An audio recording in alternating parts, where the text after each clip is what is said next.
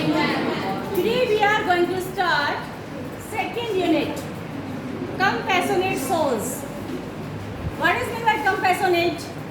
Kind souls. Souls means Atma.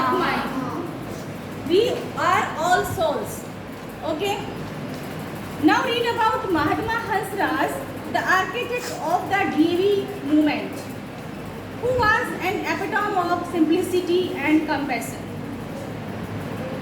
यानी हम यहाँ पर किसके बारे में पढ़ेंगे? महात्मा हंसराज। महात्मा, देखिए आपने संस्कृत भी पढ़ी है, तो महात्मा का मतलब क्या होता है बच्चों? महात्मा, इसका संधि विच्छेद करो। महात्मा। महात्मा यानी महान आत्मा, ठीक है, जिसकी सोल जो है ना वो बिग हो। बिग का मतलब यानी कि साइज में भी बड़ी हो, ठीक है। उसका मतलब होता है कि वो उसके अंदर दयालुता है, कंपैशनेट है दूसरों के लिए, सहानुभूति है, ठीक है, दूसरों के बारे में समझते हैं वो, जानते हैं वो। तो उनके बारे में हम यहाँ पर पढ़ते हैं, जो कि डीएवी मूवमेंट के आर्किटेक्ट थे, यानी उसको रचना करने वाले थे, उसका ढांचा बनाने वाले थे, और एक सिंपलिसिटी और कंपैशन का वे बहुत अच्छा उदाहरण थे। महात्मा Hansraj, simple living and high thinking. That is the article you can have in your paper also. Simple living and high thinking. यानी हमारा जो रहन सहन है वो सिंपल होना चाहिए, लेकिन हमारी जो सोच है वो हाई होनी चाहिए। हमारा जो स्टेटस है वो हाई होना चाहिए, लेकिन हमारा जो लिविंग स्टैंडर्ड है वो सिंपल होना चाहिए, ठीक है। Mahatma Hansraj, the founding father of the DAV movement, was indeed a noble soul. इसमें से आपके एमसीक्यूज तो आएंगे नहीं, सिर्फ आपकी जो स्टोरीज हैं, आर्टिकल है, डिबेट है, वो आएगा इसमें से। मोस्टली आर्टिकल आता है इसमें से, आर्टिकल और स्पीच दो ही आते हैं इस बुक से, आर्टिकल और speech. Mahatma Hansraj, the founding father of DAV movement, was indeed a noble soul, जो कि डीएवी मूवमेंट के फाउंडिंग फादर थे। फाउंडिंग मीन्स नींव की रचना करने वाले फादर थे, मतलब full of the milk of human kindness. Milk क्या होता है? प्योर चीज। और किसका कलर क्या होता है मिल्क का? वाइट। तो वाइट किस चीज को रिप्रेजेंट करता है? पीस को। पीस। ठीक है, किसने बोला? Milk of human kindness.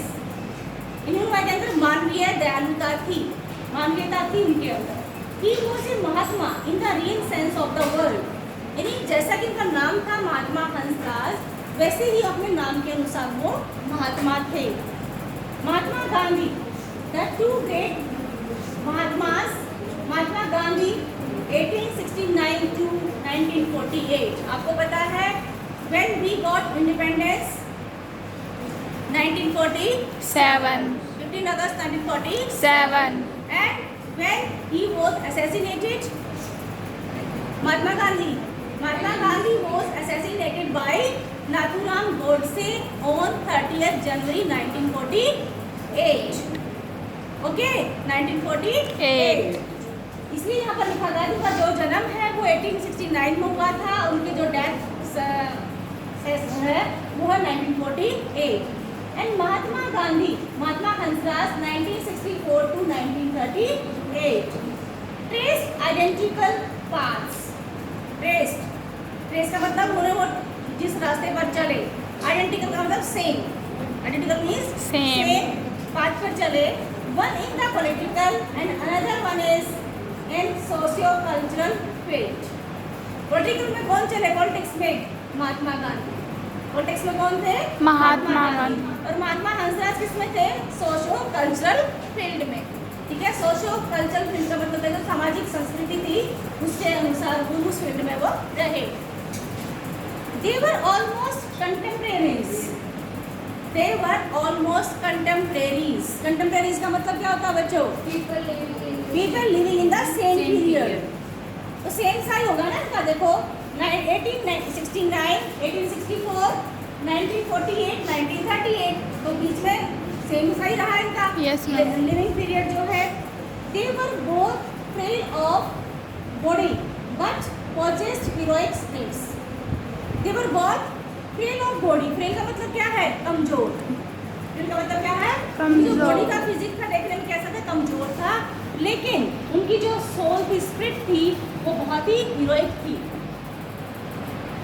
They could have opted for a life of luxuries, but deliberately chose the path of hardships and sacrifice to work for the upliftment of the society. वो अपनी life बड़ी luxurious वे से जी सकते थे। ऐसा बात नहीं थी उनके पास साधन नहीं थे, लग्जरियस लाइफ जी सकते थे और उसी रास्ते को चूज कर सकते थे। लेकिन उन्होंने रास्ता कौन सा चूज किया? हार्डशिप्स का और सेक्रीफाइस का। हार्डशिप्स का मतलब क्या है? मुश्किलों का, और सेक्रीफाइस का रास्ता उन्होंने चूज किया for the upliftment of the society. Upliftment का मतलब क्या है? उत्थान, बढ़ोतरी, ठीक है, प्रोग्रेस, ठीक है।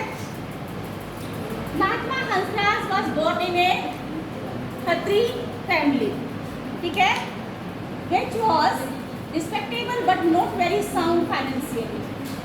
महात्मा गांधी महात्मा हंसराज का जन्म कहाँ हुआ था? खत्री फैमिली में हुआ था। वो जो कि रिस्पेक्टेबल तो थी लेकिन फाइनेंशियली साउंड नहीं थी, ठीक है। His childhood was a long story of poverty and want. उनका जो बचपन था वो बीता किसमें था? पॉवर्टी में, गरीबी में। When he finally graduated after a brilliant academic record, ये जब उन्होंने ग्रेजुएट किया यानी ग्रेजुएशन की, ठीक है, +2 के बाद होती है ग्रेजुएशन, जिसको कि हम स्नातक बोलते हैं। क्या बोलते हैं हिंदी में? स्नातक। क्या होता है? स्नातक। After a brilliant academic record, academic record का मतलब क्या है? अच्छे अंक लेकर के, ठीक है। His family was keen that he took up a remunerative government job and put an end to the financial crisis. तो उसकी फैमिली जो ना बड़ी ही आतुर थी।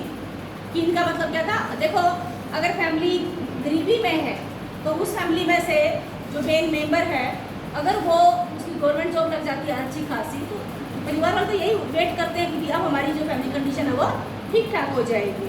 तो फैमिली बड़ी कीन थी ये देखने के लिए कि उनको एक अच्छी गवर्नमेंट जॉब, अच्छी पेमेंट वाली, हाई पेमेंट वाली गवर्नमेंट जॉब मिल जाए और उनकी जो फाइनेंशियल क्राइसिस थी, फाइनेंशियल जो दुविधा थी वो खत्म हो जाए। यानी अगर किसी की फैमिली कंडीशन फाइनेंशियल अच्छी नहीं है तो वो तो यही चाहेंगे ना कि जो मेन फैमिली का जो मेंबर है वो कुछ ना कुछ अर्निंग करे, जॉब अच्छी लग जाए तो उनकी जो फाइनेंशियल क्राइसिस है वो खत्म हो जाए। The family was facing, but inspired by Swami Dayanand and his beliefs, Mahatma Hansraj proposed lifelong honorary services to the cause of the Anglo-Vedic education. क्या क्या उन्होंने जो गवर्नमेंट जॉब थी वो छोड़ दी और ऑनरेरी सर्विसेज, ऑनरेरी क्या होता है? अवैतनिक, बिना किसी पे के, ठीक है, सर्विसेज उन्होंने करना पसंद किया। किसमें? एंग्लो वैदिक एजुकेशन के लिए। His dream was realized through the sacrifice of his elder brother Lala Mulkras.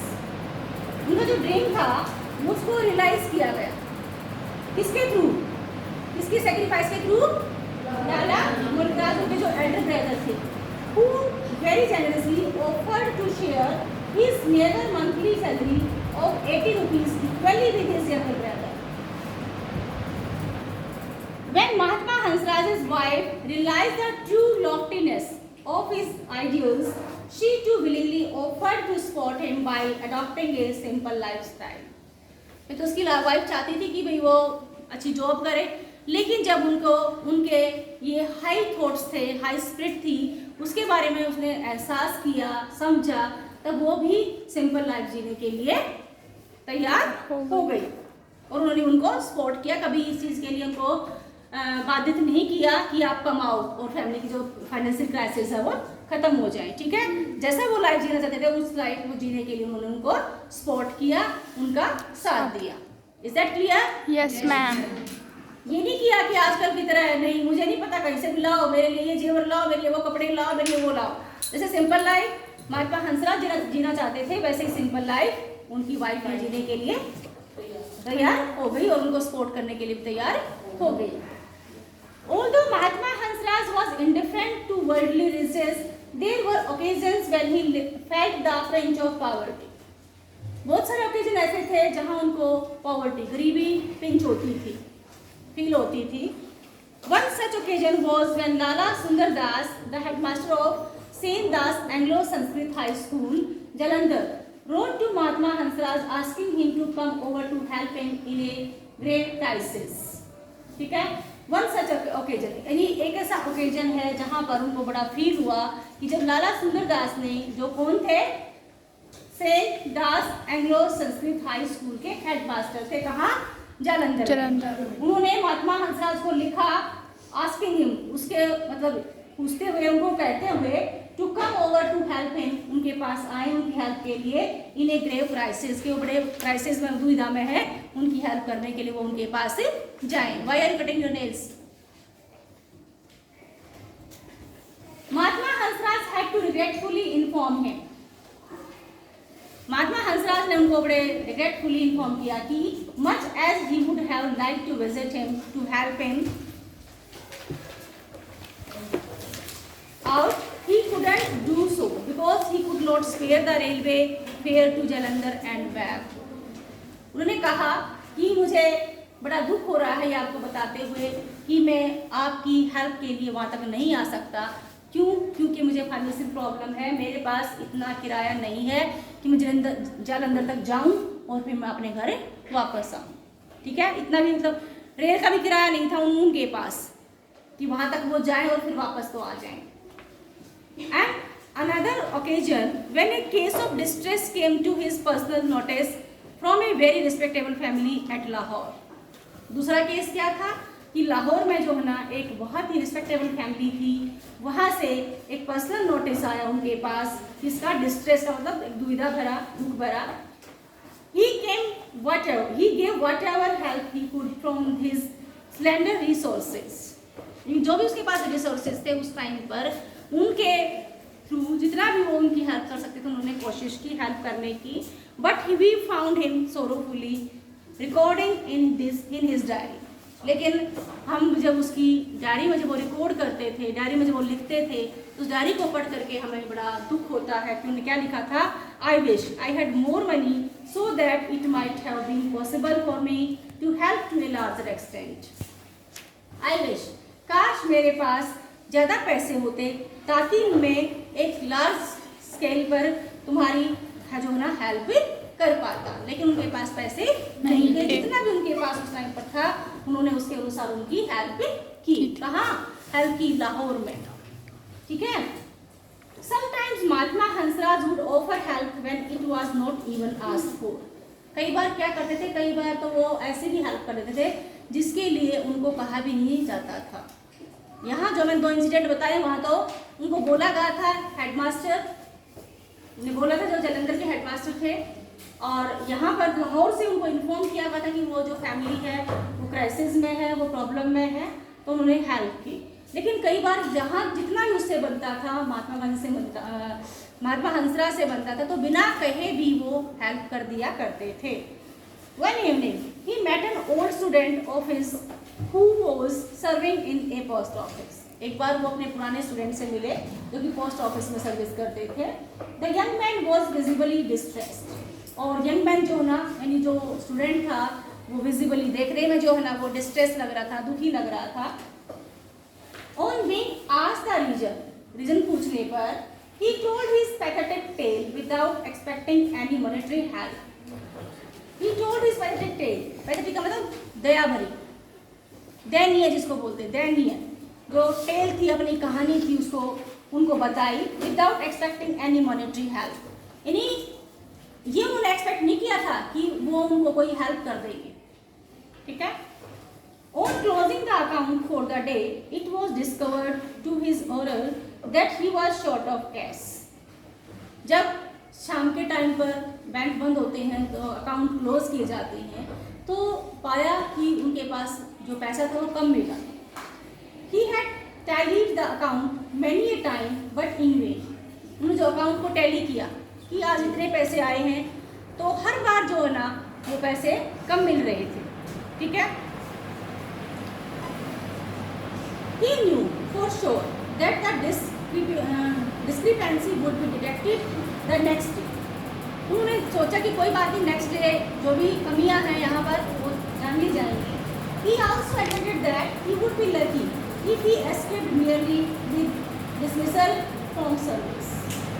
और he also admitted, उन्होंने ये भी स्वीकार कर लिया था कि अगर उनको ये जॉब छोड़नी भी पड़ी, एस्केप का मतलब है निकल जाना, एस्केप मीन्स वहाँ से निकल जाना, तो that he was sure escape merely with dismissal from the service. ठीक है, तो सर्विस से भी अगर उनको डिसमिस किया जाएगा तो भी कोई दिक्कत वाली बात नहीं है, but he must be honest. Mahatma Hansraj heard him patiently. महात्मा हंसराज ने उनको बड़े पेशेंस के साथ सुना एंड took him home, और उनको घर ले गए. He handed him the accounts book of his wife and told him to take out as much as needed to meet the cash shortage. उन्होंने अपनी वाइफ की जो अकाउंट बुक थी वो उनको दे दी.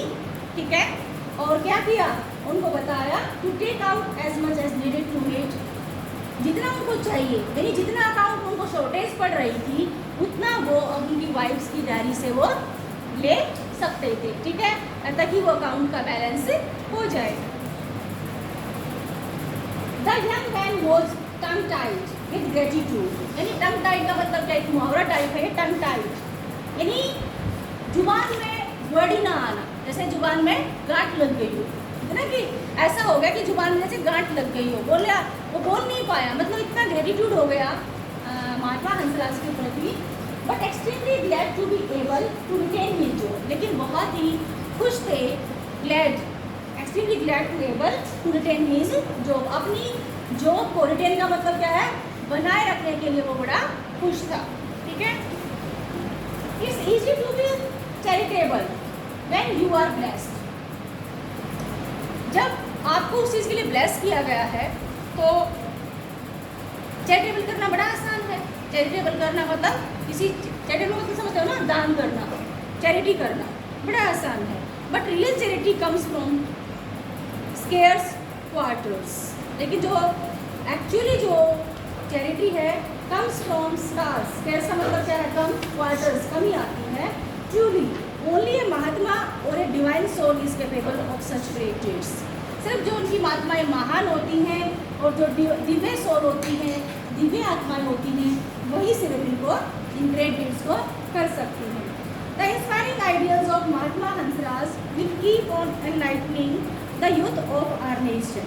The inspiring ideals of Mahatma Hansraj, यानी जो उनके आइडियल्स थे महात्मा हंसराज के, जो उनसे इंस्पायर हो रहे थे, will keep on enlightening the youth of our nation. हमारे राष्ट्र के जो यूथ है, जैसे आप क्या हो, हमारे राष्ट्र के यूथ है. ठीक है, जो आगे चल के हमारा जो राष्ट्र है, द नेशन है, किसके ऊपर डिपेंड करता है, आप लोग के ऊपर डिपेंड करना. हम तो बन चुके जो बनना था. ठीक है, आपके ऊपर डिपेंड करता है कि आप उसको कहाँ तक आगे लेके जाते हो, कितना काम करते हो आगे जा करके. A philanthropist in true sense. Philanthropist का मतलब क्या होता है, person who helps people specially by giving them money. एक पर्सन ऐसा जो वैसे तो हेल्प करता हो या ना करता हो, लेकिन स्पेशली मनी किसे हेल्प करता हो लोगों की, that is called philanthropist. His entire life is an example of compassion. उनकी जो पूरी की पूरी लाइफ है वो compassion और humanitarianism यानी मानवीयता. ठीक है, यानी मानवीयता और compassion, सहानुभूति का एक पूरा का पूरा जो उनकी लाइफ है वो एक एग्जाम्पल होता है, क्योंकि उनकी अपनी पूरी लाइफ जो ना वो सेक्रीफाइस कर देते हैं मानवीयता के लिए और सहानुभूति के लिए. Is that clear? Yes. The very title of this chapter tells us compassionate souls, यानी ऐसी सोल जो कि हर वक्त अपना सब कुछ गवाकर भी दूसरों की हेल्प करने के लिए तैयार रहती है. Is that clear? जैसे यहाँ पर नाम दे रखे मदर टेरेसा, डॉक्टर बेटसेन, Anna Hazare, Medha Patkar and Baba Amte. These are the names of great soul. ठीक है, चलिए अब हम इसके करते हैं